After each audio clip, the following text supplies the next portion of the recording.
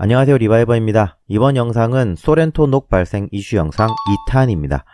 이번에는 제가 세컨카로 가지고 있는 아반떼 HD 2009년식 시트를 한번 보고 과연 11년이 지난 자동차의 시트의 녹은 어느 정도 발생하는지에 대해서 비교해 볼까 합니다. 지금 이 사진은 조수석 시트 프레임입니다. 쿠션 판넬 하단에 전반적으로 녹은 보이지 않습니다. 다만 여기 중간 부분에 스판 용접된 부분이 있는데 이 부분에서는 용접에 의한 녹이 좀 보이기 시작하네요. 그래서 왜 용접한 곳부터 녹이 발생하는지를 알아봤는데요. 구글 검색에 의하면 용접 프로세스를 시작하면 열을 받는 용접 금속 영역에서 수소가 공기 중으로 방출됩니다.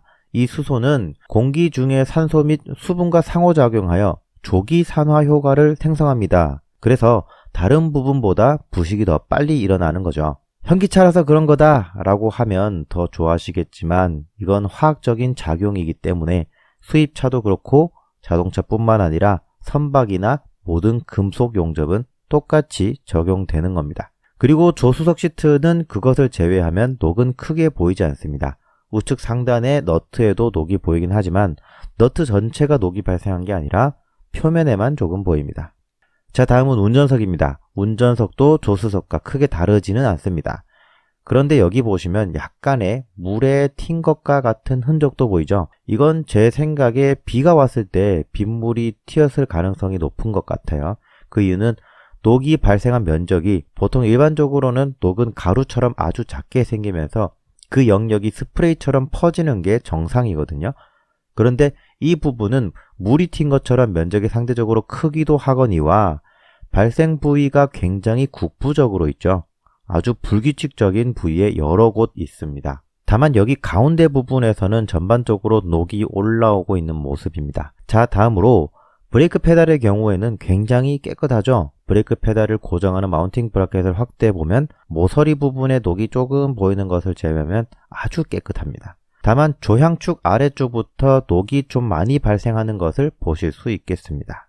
결론적으로 이 차량이 2009년식, 즉 11년이나 지난 차량이라는 것을 생각하면 문제되는 수준은 아니다라고 할 수 있겠습니다. 11년이나 지난 차량, 그리고 5개월 지난 차량, 지금 과연 이 두 개 사진 중에 어떤 차가 더 11년이 된 차처럼 보이시나요?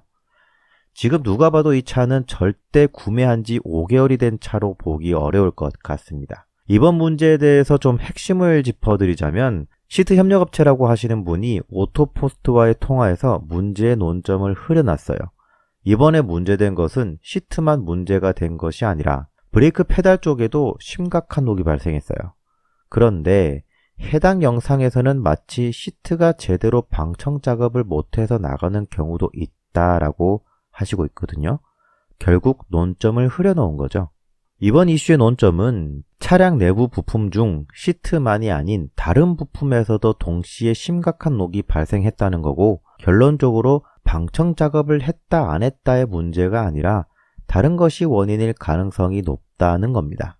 제가 향후에도 소렌토 녹 관련 영상을 2편 정도 더 올릴 예정인데 적어도 제 영상을 보시는 분들은 이번 이슈의 초점이 단순히 시트의 방청 작업이 제대로 안 됐다가 아니라 녹이 발생한 시점이 모든 부품이 차량에 조립된 이후에 발생했을 가능성이 높다고 보셔야 한다는 거예요.